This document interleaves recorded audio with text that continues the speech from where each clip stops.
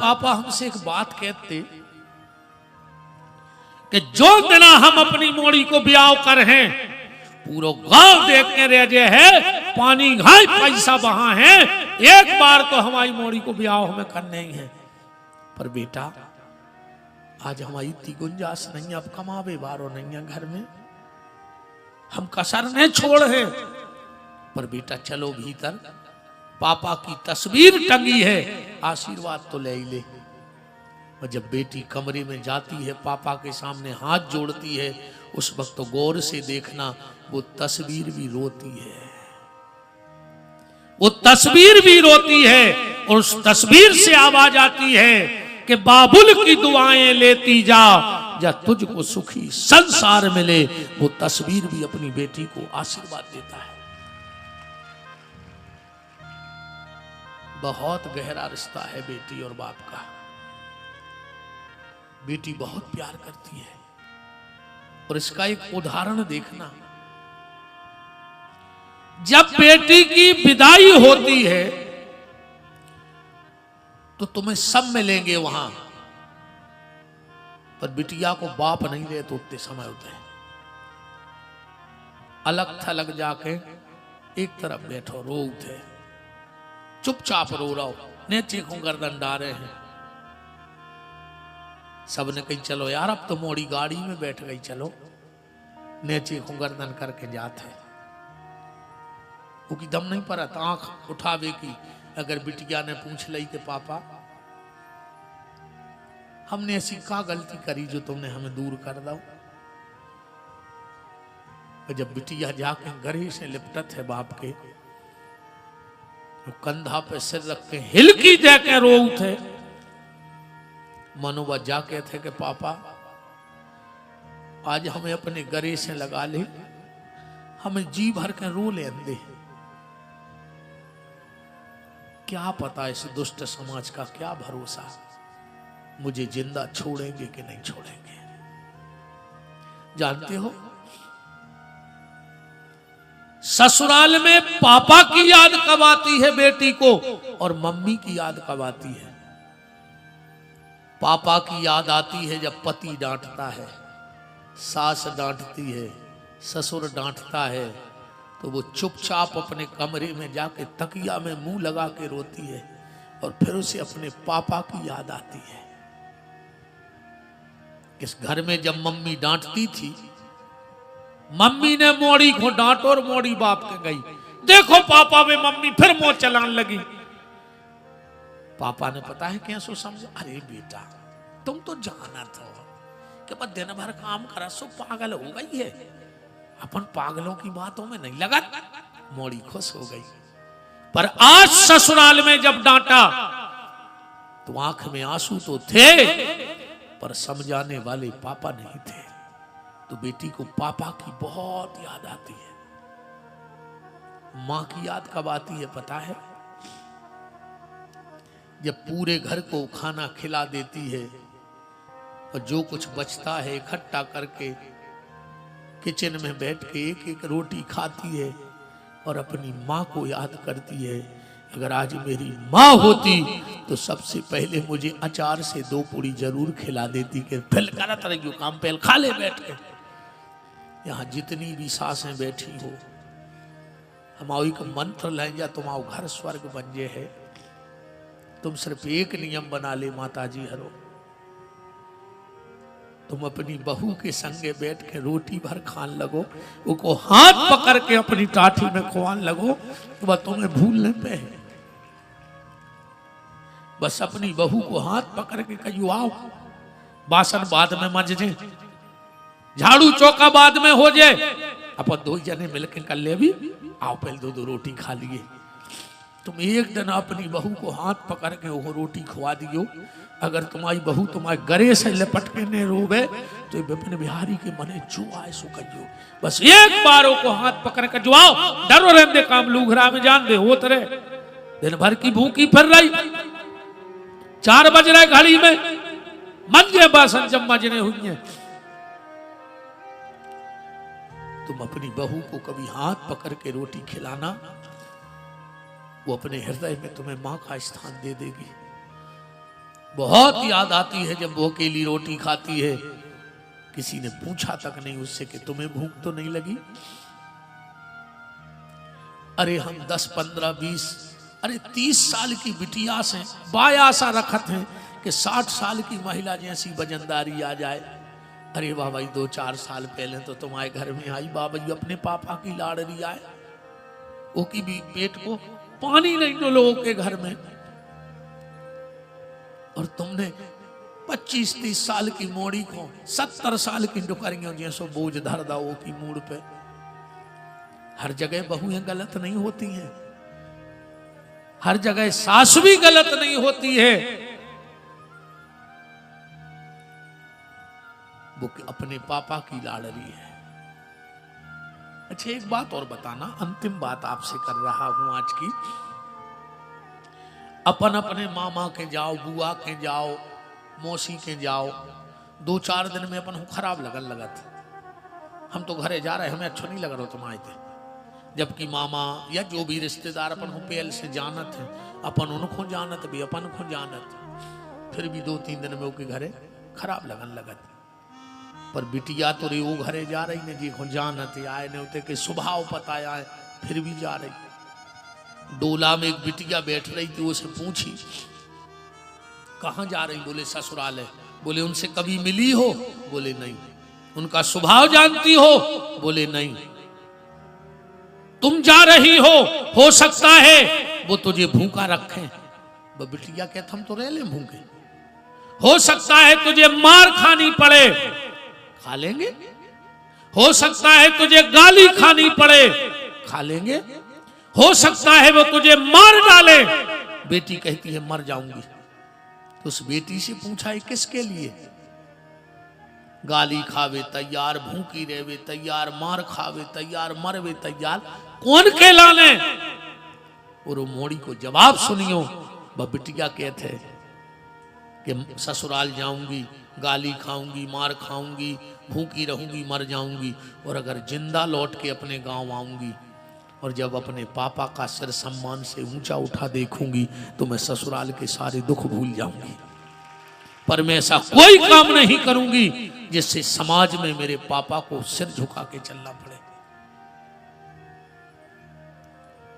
मैंने अपनी बहनों को बुलाया था कल, बेटा हेलो, शायद तुम्हें पता हुई है कि तुम्हारा बाप तुम्हारे लाने कितनी मेहनत कर रहा है। माओ में जनवरी में जब ठंड पड़ा थे ना, तुम्हारे 2-2 पल्ली में कपत हो, और तुम्हारा बाप 2 बजी रात है घुटनन घुटनन पानी में जाकर पाइप बदलत है। बदलता है कि नहीं बदलता है? हो सकत करेंट लग जाए, मर जाए, बिच्छू खा लेवे, सांप खा लेवे, फिर भी अपनी जान हथेली पे धर के खेत में है। काहे? अगर ये साल फसल अच्छी हो जाए है तो मोड़ी को घर दूर अच्छा मिल जाए।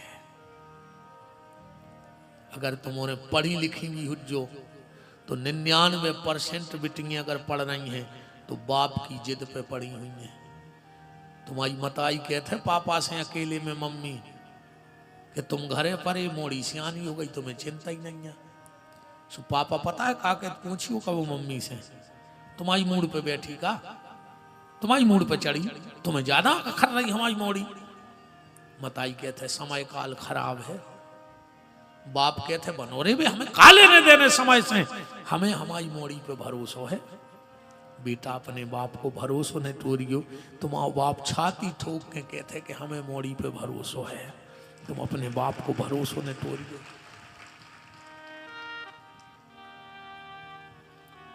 तुम बाहर भी पड़ी तो पापा की जिद। कभी ऐसा कोई काम मत करना बेटा जिससे समाज में माँ बाप को सिर झुकाना पड़े। व्यक्ति जीवन में 2 बार मरता है, एक ईश्वर की दी हुई मौत और एक औलाद की दी हुई मौत।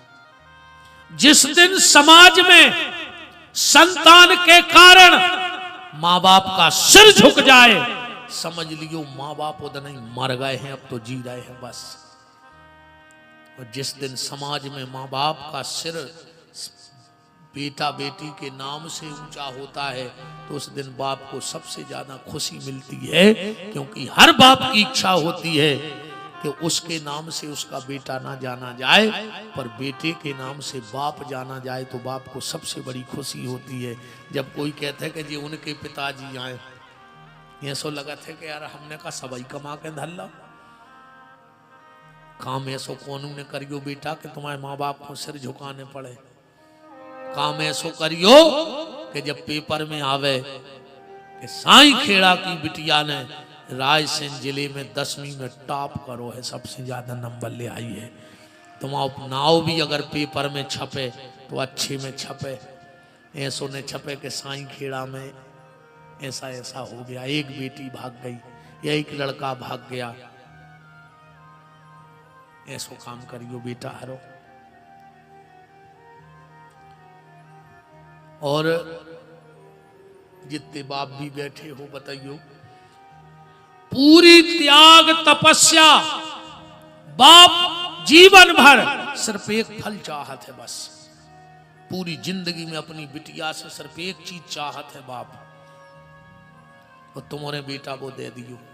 तुम्हारे पापा है तुमसे सिर्फ एक चीज चाहने हैं, और अगर बात तुमने दे दी तो तुम्हारा बिटिया हो वो धन्य होगा, और तुम्हारे बतजुए के अलावा तुम्हें मोड़ी से और कछु चाहने हो। तो पूरी जिंदगी में बाप अपनी बेटी से सिर्फ एक अधिकार चाहता है, और वो अधिकार तुम लोग दे देना। तुम अपने हाथों में हल्दी लगाने का अधिकार अपने पापा को दे देना, इसके अलावा तुम्हारे पापा को तुमसे कुछ नहीं चाहिए। सिर्फ अपने हाथों में हल्दी लगावे को अधिकार दे दियो, एक के अलावा तुम्हारे पापा है तुमसे कुछ नहीं चाहने। बोलो क्या चाहिए और आदमी को अपनी बेटी से? जिस बेटी ने अपने पापा को हाथ में हल्दी लगाने का अधिकार दे दिया, और अगर मोह करके जाओ तो ऐसी औलाद हो तो ही मर जाए। भगवान निपू तो ये अच्छो है ही नहीं, ये कई चीज को रोने अपन को, पर ऐसी औलाद भगवान को खोने देवे। वो जितने लड़का बैठे हो सब तुमने सुन ले कान खड़े करके, ऐसी मोड़ियों पर भरोसा न करियो जो तुम्हारे संग भगवित जा रहे हैं, जो रे बाप की इज्जत ने बचा पाई, जो मताई के कूख को कर्ज ने चुका पाई, जो भैया की राखी को धागा ने संवार पाई, बस 2 दिन के इलू इलू में तुम्हारी कहां से हो जाए हमें क्या बताओ। बिल्कुल ताजी घटना है मेरठ की। उस लड़के ने लड़की के साथ भगकर शादी की थी, ड्रम में कटो मिलो है। खबर राखियो बेटा हरो, ये बिटिंगे नोई जो ये भगत हैं, ये बहुदद्दा के खिलाफ जाके ब्याह करत, ये कुल डुबो ना है, ये वंश के वंश नाश करवा देते। बाप घुट घुट के मर जात, तुम बाप की हत्यारा ना आओ। तुम्हारी मताई एक बंद कमरा में बैठी बैठी सिसक के मर गई, तुम मताई की हत्यारा ना आओ। तुम्हारा घर बसते कब वो भैया तुम्हारा कहूं जा नहीं पा रहा हो, बेचारो समाज में उठ बैठ नहीं पा रहा हो, तुम सुखी रह ले भग में। तुम बंबई भग जज्जो, दिल्ली भग जज्जो, गोवा, तुम तो कलकत्ता संसार में चली जज्जो, पर का तुम्हारे कर्म और जी बददुआएं तुम्हारे पीछे छोड़ दे, मर गया हो। क्या बात बताओ, आज तुमने तो कछु गलत कर लो, कल को भगवान तुम्हें भी तो बाल बच्चे दे है। अगर तुम्हारे बाल बच्चों ने गलत करो और तुमने वो डांटो, और तुम्हारे बच्चा ने कह दी कि मम्मी तुमने भी जो ही करो, तो फिर का जवाब दे हो तुम अपनी औलाद को? आदमी सबकी नजर में गिर जाए तो समझ जाते है, पर अगर औलाद की नजर में गिर जाए तो समझ नहीं पाए।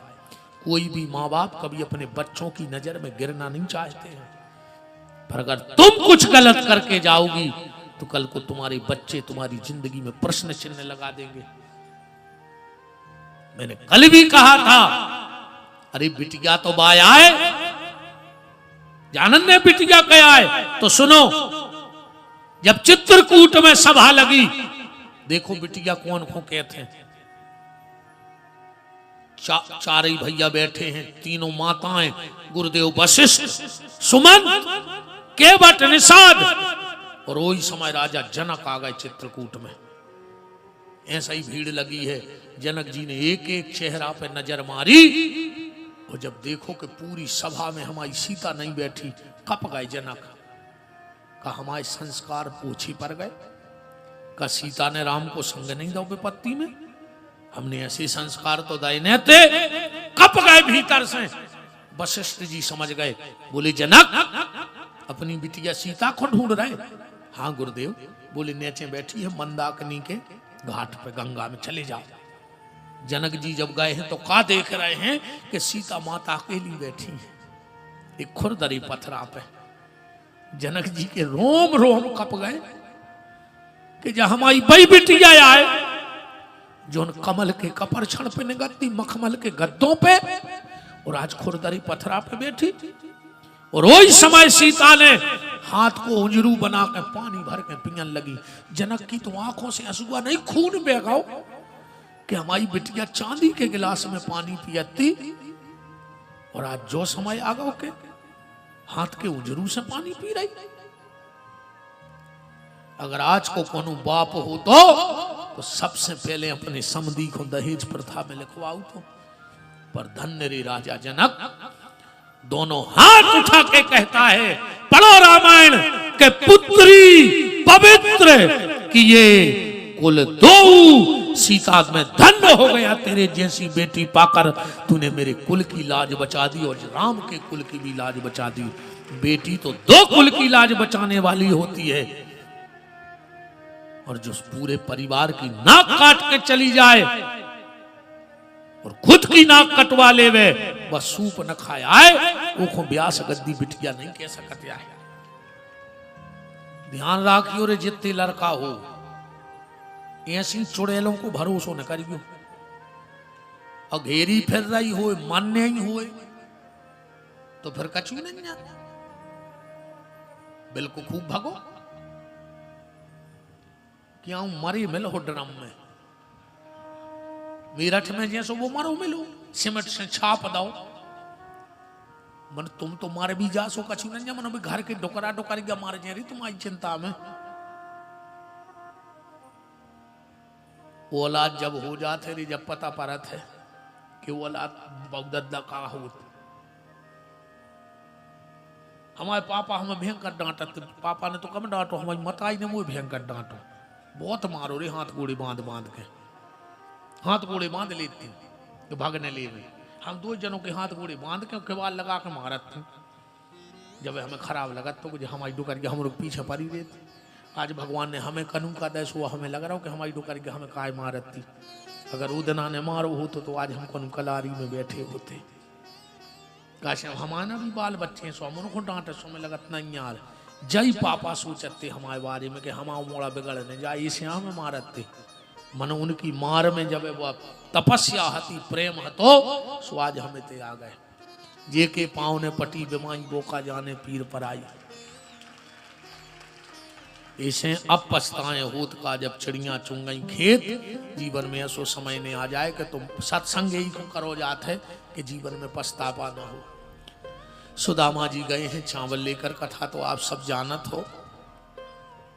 जब नीरज भैया की विशेष मांग हती 3 दिन से कि गुरुजी बिटियों पे जरूर बोल दी, ने यूट्यूब पे सुन लो हुई है हमाओ कि गुरुजी हमारी इच्छा है कि एक बार जो बेटी की विदाई आप बोलते उस पर थोड़ा सा प्रकाश जरूर डालना। पूरा तो हम नहीं पहुंच पाए क्योंकि इतना समय की कभी राम कथा में बैठेंगे तो हम आपको सीता जी की विदाई सुनाएंगे।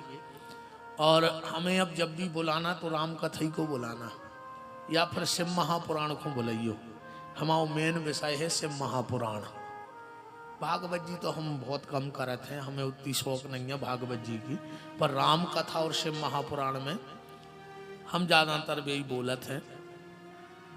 उन्हीं को हम बहुत विचार करते हैं, उन कथाओं पे बहुत गहरी कथाएं मिलत हैं शिव महापुराण की। सुदामा जी गए हैं, 3 मुट्ठी चावल 2 खा पाए, एक हाथ रुक्मणी ने पकड़ लिया और उसमें त्रिलोक की संपदा सुदामा को